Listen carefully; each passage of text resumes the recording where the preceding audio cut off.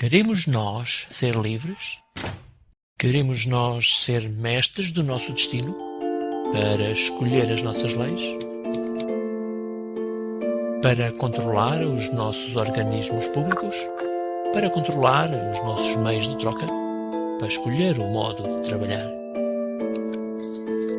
Queremos nós decidir a nossa vida? Então, como fazer para que todas estas ferramentas possam estar ao nosso serviço? Ao serviço do bem comum.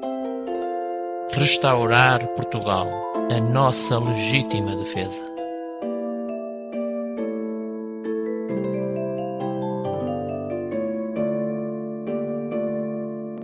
O fim das moedas Fiat já aconteceu. Aconteceu a partir do momento em que faliu a Reserva Federal Americana. Mas, porquê é que a gente fala no fim da moeda Fiat? Porque a tal Tesouro Global, Anna von Reitz, conseguiu resgatar, em nome de toda a humanidade, todos os povos, o acesso a este Tesouro Global da família Dávila, e outras, não é só esta família, são mais algumas. Quer dizer, se bem que a verdadeira riqueza são as pessoas, não é? Quer dizer, mas pronto.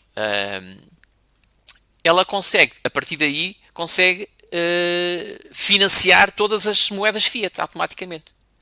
Ora, como a Reserva Federal foi à falência em 2009 e o JP Morgan Chase ficou, digamos, com a marca e ficou, de certa maneira, a fazer o papel mínimo para dar continuidade, não é?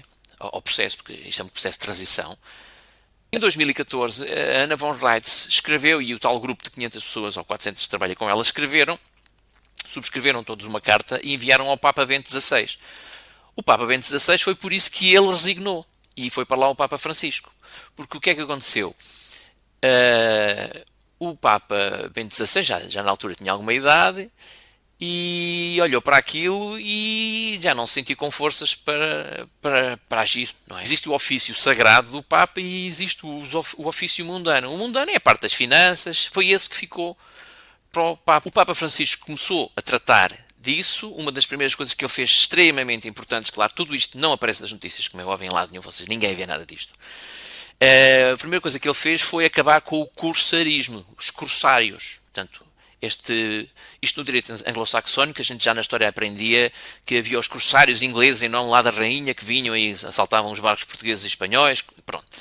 Aquilo acabou com o corsarismo porque o direito comercial privado tem muito de pirataria.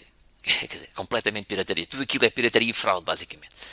E não existe pirataria nem fraude enquanto o que foi roubado não acusar tal. E, portanto, isto é uma coisa incrível.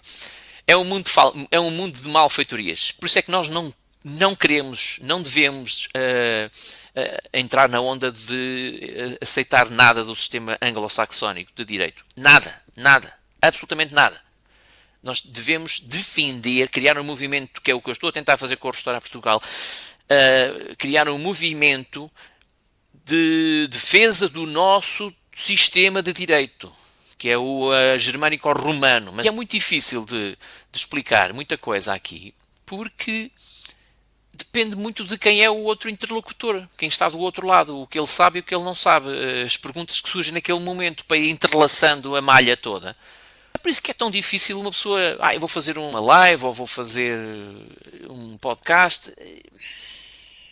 O monólogo não é a melhor maneira de avançar aqui nisto, porque o monólogo vai facilmente descarrilar muita gente, porque as pessoas hoje em dia não têm muita atenção, não têm tempo, não têm disponibilidade mesmo mental, e portanto, como eles perderam a capacidade de dar o golpe final de misericórdia, porque estava tudo feito para isso, tudo, isto ainda não acabou. Nós ainda temos que mostrar que somos capazes de restaurar, digamos, a ordem no país, em nível político, porque agora trata-se exatamente do nível político e económico. Mas uma coisa só pode vir com a outra, e isso, no fundo, é exatamente isso que é o Restaurar Portugal. Trata-se de deixar de ter um governo privado para ter um governo público. O governo público somos nós que fazemos a agenda, não é os internacionalistas que fazem a agenda do governo, que é privado, por isso mesmo. O impacto que vai trazer é outra pergunta que faz aqui. é difícil de calcular, porque o impacto é aquele que nós fomos capazes de trazer. Que é exatamente aqui porque é que o História de Portugal é importante. Se continuarmos a ignorar que isto existe, que isto está a passar, não vai haver impacto, porque eles vão, digamos, de certa maneira, voltar a repetir o conjunto de truques e iludir tudo e toda a gente. Porque se nós não soubermos chamar os bois pelos nomes, nós vamos deixar passar isto tudo ao lado. Eles vão ficar com o controle dos nossos fundos, com o controle de tudo, não é? E, portanto, porque enquanto nós não percebermos, enquanto nós estivermos à espera que os partidos façam alguma coisa por nós, é óbvio que não vão fazer, porque eles estão lá exatamente para evitar que isso aconteça. De reganhar o poder do nosso estatuto político. Quer dizer, não é o poder, quer dizer, a gente já tem o poder legítimo, mas reganhar, como reganhar, sem ser ilegalmente, o nosso estatuto político, ou seja, nós fazermos a agenda, nós dizermos, não a Europa, o que é que nós queremos para o nosso país. Porque a Europa é uma proxy destes mesmos poderes, que eles querem, no fundo, sempre criar esta ideia, sob esta ideia de império, meter toda a gente ao molho para despersonalizar, desumanizar e, no fundo, afastar o poder das nossas mãos, da mão de cada um dos povos. E matar a ideia de nação, como é óbvio, porque isso é fundamental.